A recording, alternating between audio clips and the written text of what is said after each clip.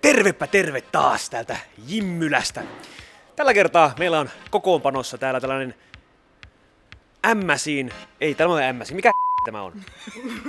Lopettakaa tuo. Tämä on siis Premium Dragon tietokone ja aiomme katsoa tässä alusta loppuun tämän kyseisen koneen kasaamisen ja minulla on täällä apunani 2 kasaamojonnea. Kertokaa, keitä te olette. Moro, mä oon Tinkä ja yleensä rakennan rungot aina valmiiksi. Ja sitten Moro, mä oon Kristian, mä yleensä teen lankut ja kasaan sit loppuun, kun Tinkä on rakennut ton rungon. kyllä on mahtava tiimi. Ja ruvetaanpas hommiin. Nyt kun pojat tässä pikkuhiljaa taustalla kasailevat tätä konetta, niin voin hieman kertoa, mitä tähän Premium Dragoniin tulee sisälle. Emolevynähän meillä toimii MSI:n Z170A Gaming M7, mikä on suhteellisen hyvin varusteltu emolevyssä, josta löytyy Jatkamme siitä myöhemmin. Prosessorina meillä on Intelin i7 6700K. Muisteina on Corsairin Vengeance LPX-muistia, yhteensä 16 gigaa. Ja virtaa meille, ei tämä ole virtalähde. Missä meidän virtalähde on? Siellä on meillä, noin sieltä se tulee. Corsairin RM750X. 750 wattia virtaa puskee tälle kokoonpanolle. Se oli ihan sama. Ja tästä vielä Corsairin H100i versio 2 pitää meidän prosessorimme viileänä. Mikä tästä vielä puuttuu? Kova levy, kiitoksia. Samsungin 250-gigainen SSD pitää huolen nopeasta tiedonsiirrosta. Ja onhan täällä vielä jotain pientä. Meillä on täällä GTX 980 Ti, joten suhteellisen paljon potkua tulee löytymään tämän koneen näytön ohjaimista. Kotelona meillä toimii Corsairin Carbine 400Q kotelo, joten näillä mennään. Jatkakaamme. Täällä Kristian jo kasaileekin tätä konetta. Ja mitäs Kristian aiot tehdä ensimmäiseksi? Ekana tietenkin laitetaan prosessori kiinni. Ja sinne pamahti prosessori. Mitä seuraavaksi? Sen jälkeen laitetaan muistit vaan kiinni.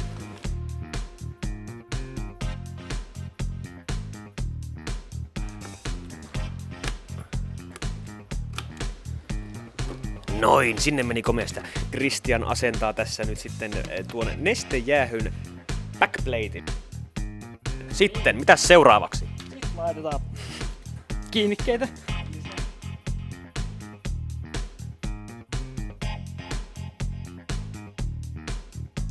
No niin. Seuraavaksi Kristian laittaakin täällä kiinni tuulettimet tähän jäähdytyssäleikköön, eli niin sanottuun radiin. Mikäs tämä nyt on viralliselta nimeltään? Se on nyt se itse pumppu. Kristian aloittaa tämän erittäin hermoja raastavan operaation.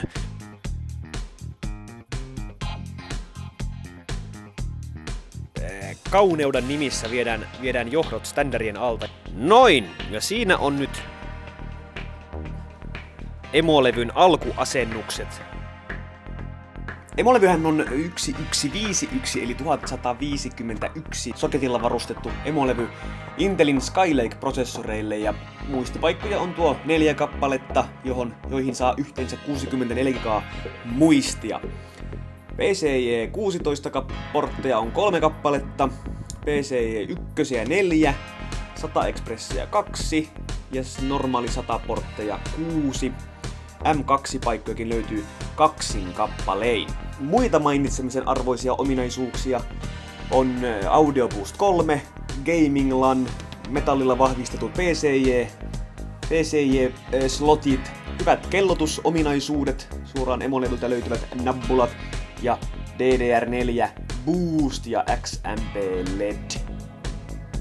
Ja IO-puolelta löydämme PS2-portin 3 kappaletta, USB 2-portteja, siinä välissä on tuo BIOSin resettaamisnappi. Sitten on DisplayPort, HDMI-portteja 2 kappalein, RJ45 verkkokaapelille, 3 kappaletta USB 3-portteja, 1 Type C sekä sitten nämä tutut ja turvalliset äänilähdöt ja sisäänmenot. No niin, ja täällä sillä aikaa kun Christian kasailee emolevyä, niin Tinke laittaa kotelon valmiiksi.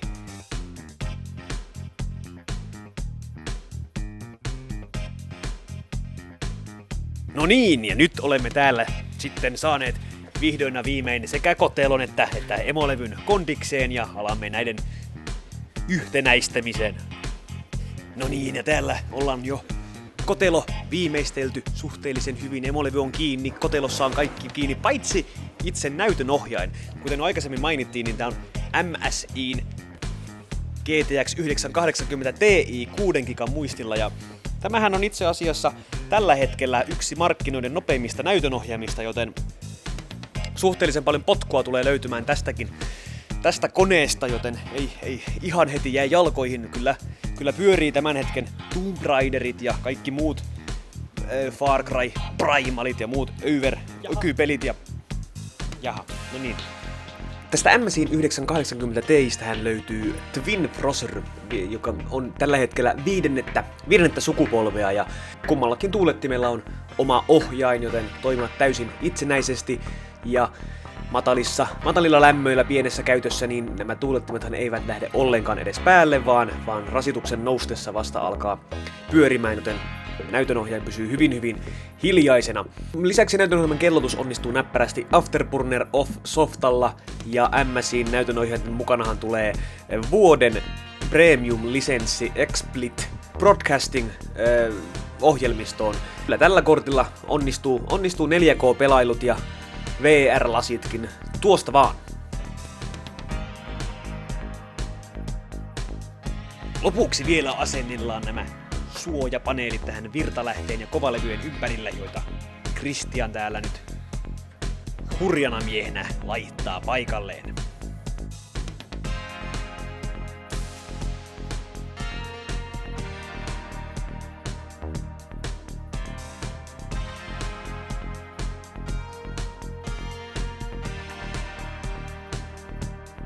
Antakas kun setä näyttää.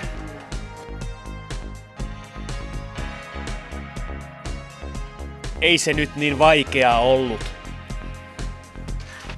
No niin, sellaiselta näytti tuo Premium Dragonin kokoonpano. Ja mitäs mieltä jätkät nyt on tästä kyseisen laitteen kokoamisesta? Oliko jotain mikä jäi pysyvästi mieleen hyvänä tai huonona asiana? No siis, ton emolevyn laittaminen oli vähän pientä pulmaa tuli, kun siinä IO-paneelissa oli sellainen suoja, mikä piti ottaa ekana irti, ennen kuin sen saa laitettua paikalleen. Ja oliko muuta? Toisena oli, että powerin suojat, niiden kanssa oli pientä ongelmaa. Tarkoitat nämä suojamuovit? Niin, suojamuovit. Oli vähän ongelmallisella, että kun itse en ottanut niitä irti, niin sieltä. Niin, seli. Ja entäs sitten, Tinke, mitäs mieltä sinä olet tästä kokoonpanosta, tai lähinnä tästä kokoonpanosta, eli siis niin kuin koontamielessä kokoonpanosta? No, ekaa kertaa niin vähän ongelmallinen oli joo, että olisi ollut kiva, kun olisit aikaisemmin kasannut tämmöstä. Mut on se ihan nätin näköinen.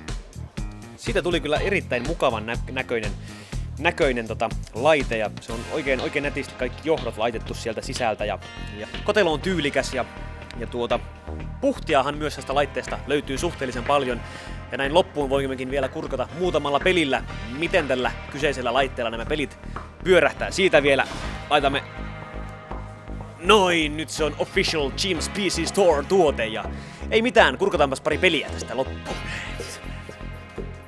Täällä meillä jo Tinke pelailee nyt uudella mahtavalla Premium Dragon tietokoneella.